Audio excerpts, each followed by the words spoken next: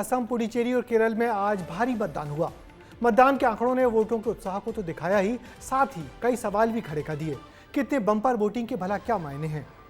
उधर 3 राज्यों में मतदान के बाद अब असल घमासान पश्चिम बंगाल में शुरू हो गया है। पीएम मोदी ने आज बंगाल में चुनावी दौरा किया तो बीजेपी के अध्यक्ष नितिन नवीन ने भी ममता बनर्जी को निशाना बनाया और बीजेपी की जीत के दावे किए। देखिए ये खास रिपोर्ट।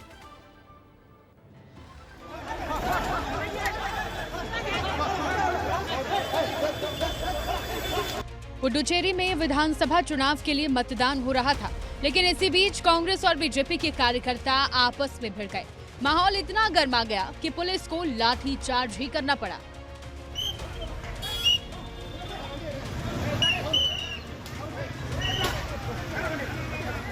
थिरुकन्नूर के अलावा बाकी की जगह चुनावी रंग भी देखने को मिले। पुडुचेरी के मुख्यमंत्री एन रंगासामी वोट डालने से पहले मंदिर गए, दर्शन किए और फिर उसके बाद बाइक पर सवार होकर मतदान करने पहुंचे। इसके अलावा पुडुचेरी में मतदान केंद्र में स्वागत के लिए रोबोट को तैनात किया गया था। वहीं असम के सीएम हिमंता बिस्वा शर्मा ने गुवाहाटी में मां कामाख्या मंदिर में पूजा की और इसके बाद दोपहर में पत्नी के साथ जालुकवारी में वोट डाला। केरलम, असम और पुडुचेरी इन तीनों राज्यों की कुल 296 सीटों पर वोटिंग हुई। इन सभी सीटों पर सभी नेताओं ने बूथ पर पहुंचकर वोटिंग की। तीनों राज्यों के सीएम भी अपने परिवार के साथ पोलिंग बूथ पहुंचे थे। कुल मिलाकर तीनों जगह से खूब अलग अलग चुनावी रंग देखने को मिले। लेकिन इन 3 राज्यों के अलावा पश्चिम बंगाल में भी चुनाव होने को है और अब चुनावी प्रचार वहां जोरों शोरों से चल रहा है।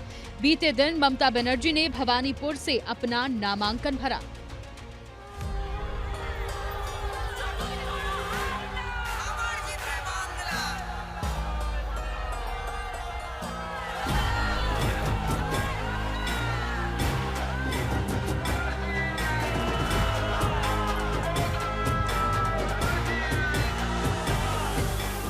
ममता बनर्जी के साथ हुजूम उमड़ा तो वहीं गुरुवार को कोलकाता में प्रधानमंत्री नरेंद्र मोदी जनता को संबोधित करने पहुंचे, जहां उन्होंने टीएमसी पर जमकर निशाना साधा।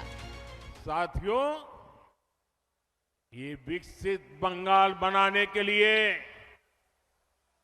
निर्मम सरकार का जाना बहुत जरूरी है। टीएमसी की निर्मम सरकार, देश तो आगे जा रहा है, निर्मम सरकार बंगाल को नीचे धकेल रही है, नीचे। प्रधानमंत्री के साथ साथ बीजेपी के राष्ट्रीय अध्यक्ष नितिन नवीन ने भी सीएम ममता बनर्जी पर जमकर हमला किया।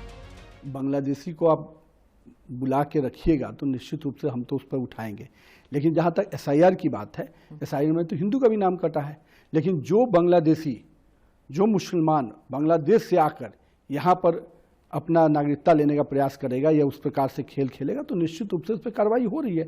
आने वाले समय में और कड़ी कार्रवाई होगी। हम तो स्पष्ट कहते हैं, ममता दीदी आप निश्चिंत रहिए, बंगाल की जनता की चिंता अब हम करने वाले हैं। आपने तो केवल बांग्लादेशियों की चिंता की। कुल मिलाकर देश के अलग अलग हिस्सों में लोकतंत्र का रंग अलग अलग अंदाज में देखने को मिला। कहीं उत्साह, कहीं आस्था तो कहीं टकराव की तस्वीरें सामने आई। अब सभी की नजरें नतीजों पर टिकी हैं, जो तय करेंगे कि जनता ने किसे अपना जनादेश दिया है। ब्यूरो रिपोर्ट, विस्तार न्यूज। तो इन चुनावों की बात करें तो असम के मुख्यमंत्री हिमंता बिस्वा शर्मा ने बीजेपी का पूरा चुनाव प्रचार सिर्फ अपने दम पर ही किया। उनकी तेजी और कांग्रेस के नेताओं पर नए नए तरीके से किए गए आक्रमण को जनता ने पसंद किया है। उधर केरल में कांग्रेस ने राहुल गांधी के साथ जोर तो बहुत लगाया, मगर वहां वाम मोर्चा बहुत मजबूत हालत में है। इसलिए जानकारों का दावा है कि असम में बीजेपी तो केरल में वाम मोर्चा और पुडुचेरी में एनडीए की ही हवा बरकरार रहने की दिख रही है। तीनों राज्यों में किसी बड़े फेरबदल की उम्मीद बहुत कम है।